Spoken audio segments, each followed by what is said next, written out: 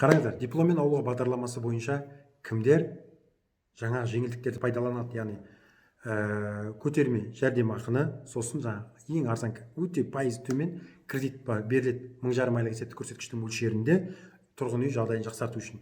Мұны заңда өзі былай көрсеткен: диплом адам маман болу керек, және ауылға келу керек, және ол білім саласының, мәдениет саласының, спорт саласының, агрокәсіп саласының, ауыл шаруашылығы, осы салалардың маманы болу керек. Жеткілікті осы. Қай жылы бітірдің, мына жылы бітірдің, ол жылы бітірдің деген талаптар жоқ.